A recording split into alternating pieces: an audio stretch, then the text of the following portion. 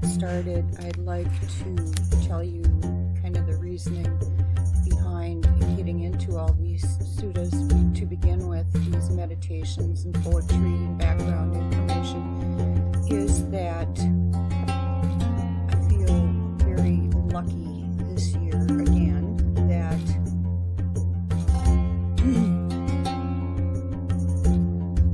there will be a World Healing Day taking place online throughout the world. Millions and millions of people will be meditating, praying, practicing Qigong, yoga, Tai Chi, sending out healing energy for the planet, for people on April 30th. And as it happens, this is my birthday, and I'm planning on meditating all day long and joining the party, of course, and I hope you do too. So I hope that you look it up and join us all on World Healing Day, and stick around for these attunements so that we can get our planet back in the shape that it should be, put our intentions right, and that sort of thing. Pray for people that need healing, and I'm trying to give you some background information on how to get yourself set up with this energy that can be sent out through the universe to protect us and help us. So this is just a small part of it. Another thing that I will be doing in the coming weeks is adding some videos on things like Qigong and Tai Chi. So hopefully this, along with the meditations, and I'm trying to get to mind, body, spirit, the whole shebang before April 30th. So please stick around and subscribe. And also, I could tell you that on my website I have a bunch of information too, and that is jilljj.com. And if you look under the energy healings, well, now this reading that I'm going to be doing should be quite interesting. It is from a very ancient Buddhist text, and it is called, this part is called the farmer as the teacher, and it's going to be an interesting one for me as well. This is my first time reading it, and I can say that I'll probably find some things that I relate to as somebody who was a teacher and somebody who is a farmer. So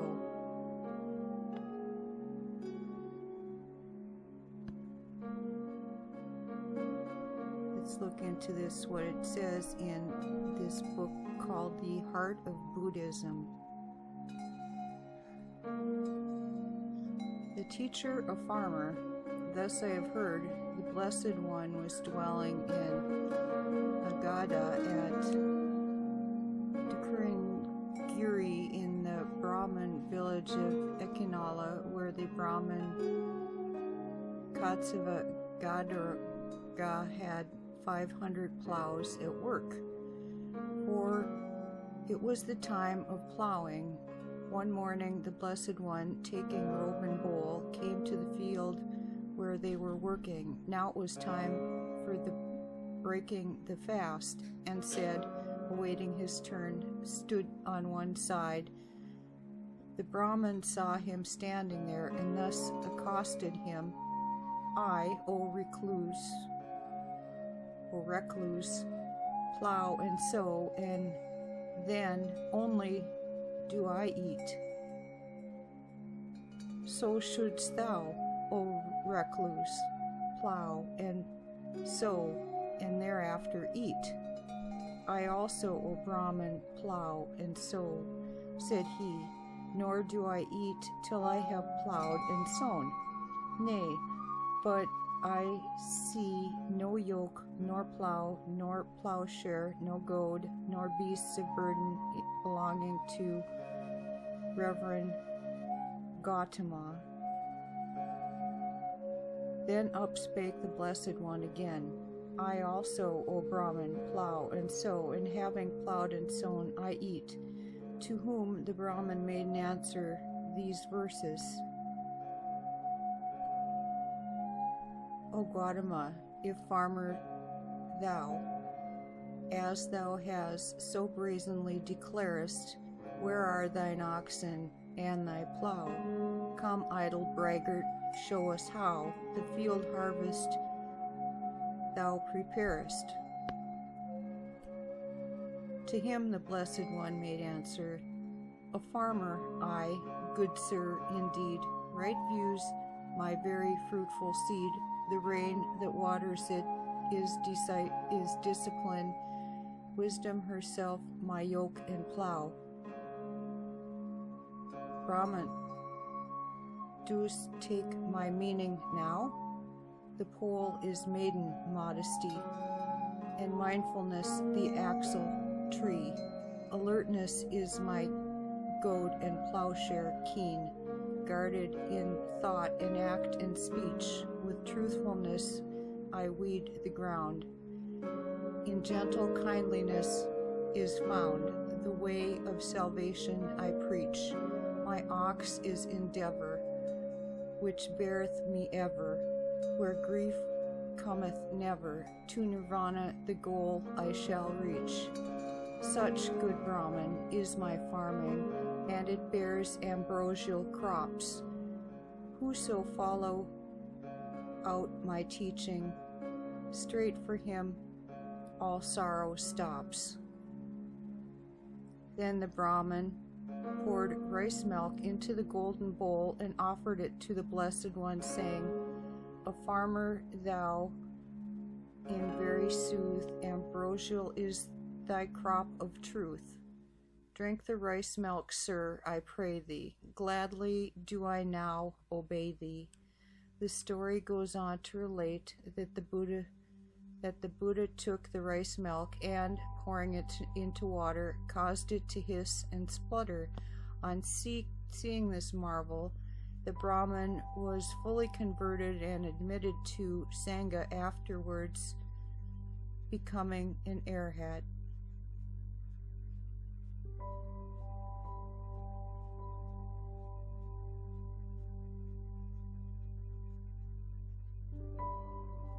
And by the way, at that last word, I did not say an airhead. It said arahat, A-R-A-H-A-T.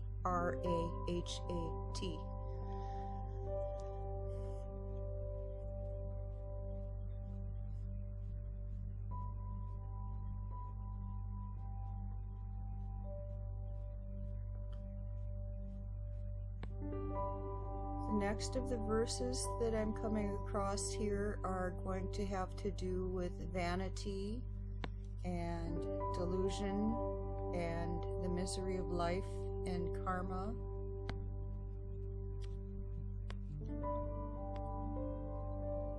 So I shall start with Vanitas Omna Vanitas, vanity. The Sudi Magga. And these are very short, but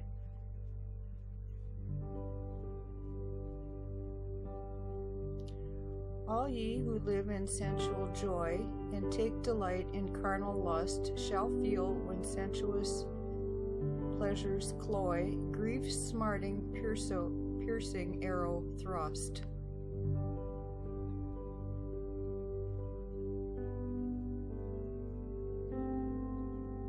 So is the end of Vanitas Omnia Vanitas.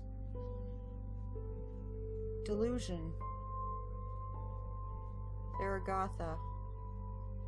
Sickness and palsy, tottering ailed, yea, death itself these eyes beheld. For such dread sights to free my mind, I left what I most loved behind.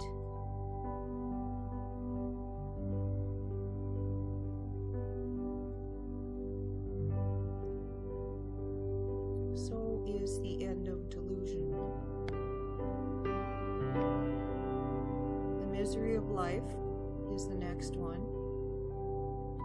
from an introduction to the Jataka book.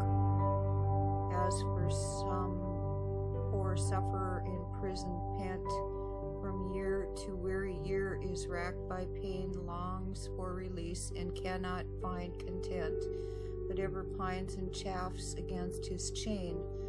So do thou see in each succeeding birth a prison full of untold misery. Seek to shake off all the chains that bind to earth, and from existence evermore be free.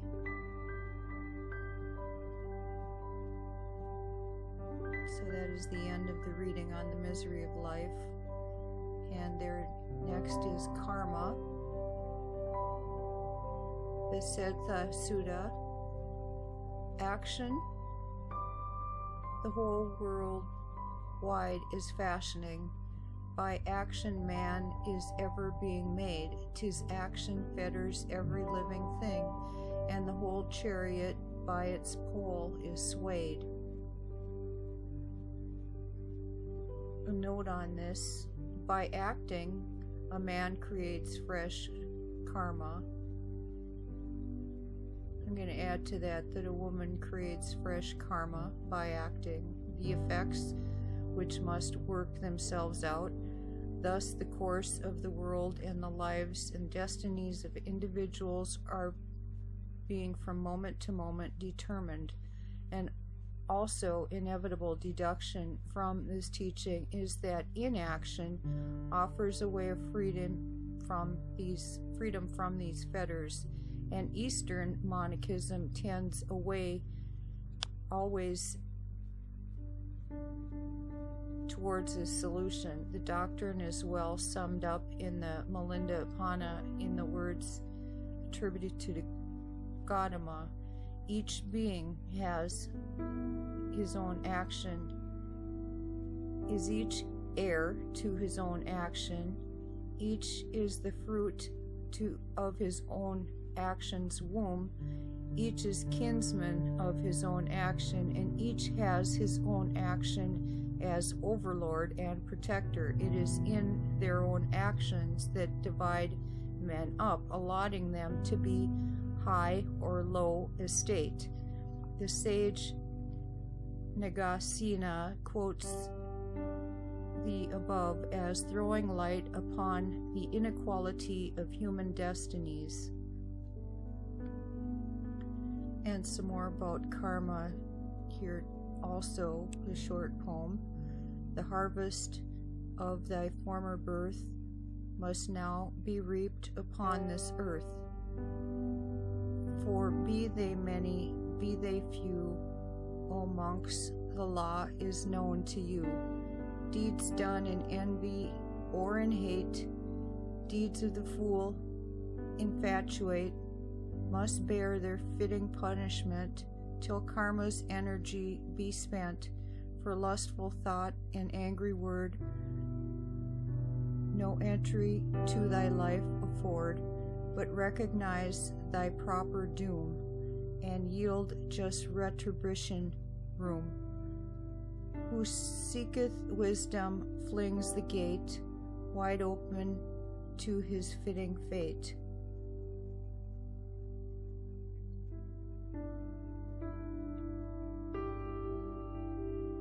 And another note we have with this is to see things as they are and to accept the inevitable with stoic fortitude. This is true wisdom according to Buddha.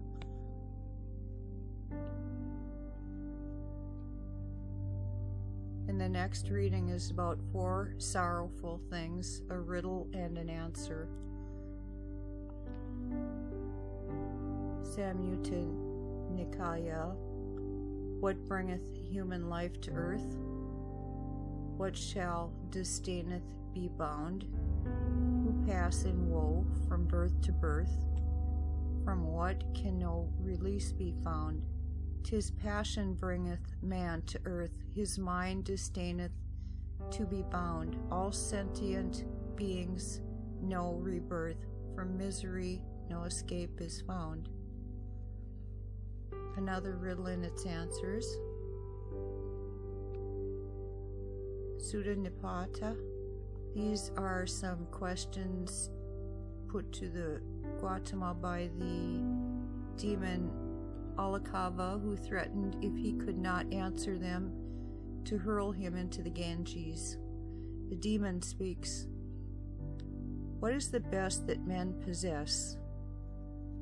What brings them the truest happiness? What is the sweetest of the sweet? What is the life of lives most meet? Gautama answered, faith is the best that men possess. The law brings true happiness. Truth is the sweetest of the sweet. The life of insight is most meet.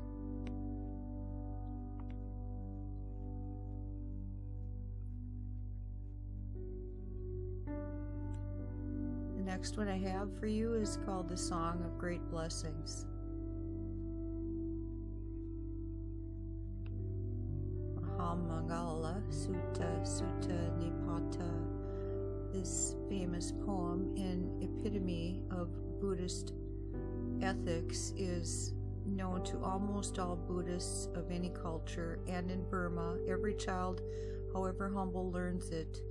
The Mangala thought being one of the first lessons. In Ceylon and other Buddhist lands, it is being increasingly taught.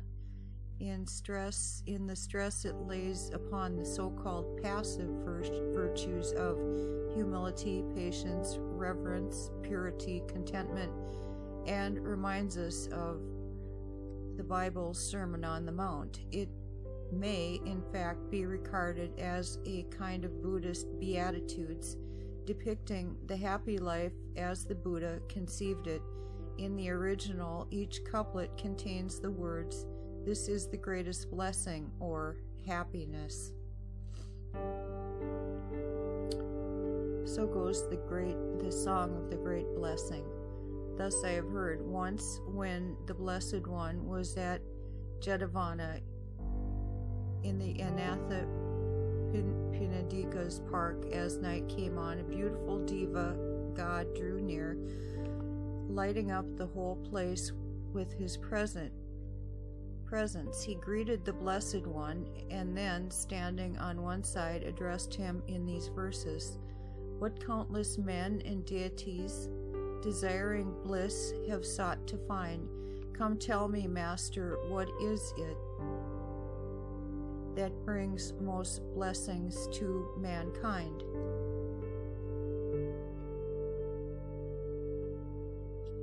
To whom the sage made answer, to shun the fool, to court the wise, thus is the highest paradise. Pay ye respect where it is due, so will true blessing wait on you. Seek a fit place and there remain, striving self-knowledge to attain. If in past lives you've stored up merit, the fruits thereof you'll now inherit. Let wisdom, skill, and discipline, and gracious kindly words be thine. 10 parents, cherish wife and child. Pursue a blameless life and mild. Live thou devout, give ample alms. Protect thy kin from life's alarms. Do good, shun ill, and still beware of red wine's insidious snare. So do thou persevere in good. This is the true beatitude. Be humble, with thy lot content, grateful and ever reverent. Study the law of righteousness. This is the path that leads to bliss. Be patient thou, the saints frequent, and ponder still their argument. The noble truth, the life austere and chaste that brings nirvana here. the life from eightfold bond secure, the life of peace that crowns the pure.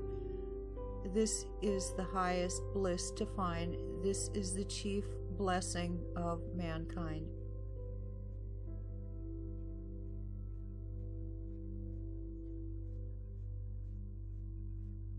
And I have a couple notes on this all. Nirvana in this world is the calm and serene state,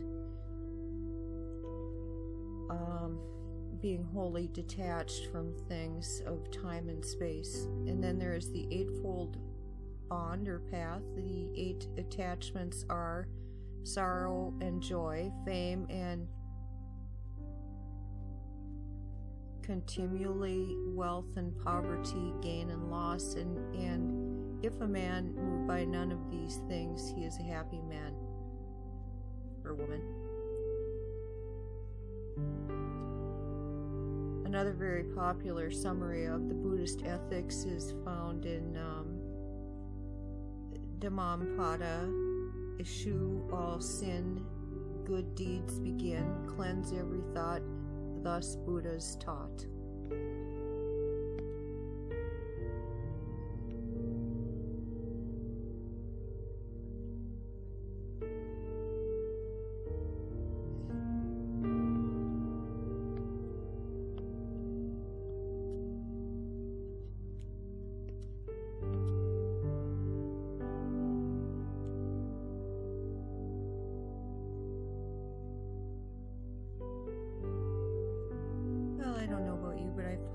Pretty interesting, and I think that this is long enough for now, so I'm just going to let the film keep going and let you do an attunement. I have added in some Reiki rays for you to absorb, along with the colors and the lights and the music that's on the screen. So you just take your time and have a good time, and I'm going to start with the story of a true recluse. Excuse me. Yeah, I need to get a glass of water. The story of a true recluse. Karagatha in the next video that I do that is from this book, but so far I have to say that this is one of the shorter books that I have found on Buddhist poetry that kind of gets right to the point. So I'm finding this whole book interesting, and I'm going to be doing that in the next video on the heart of Buddhism. So in the meantime, have a wonderful day.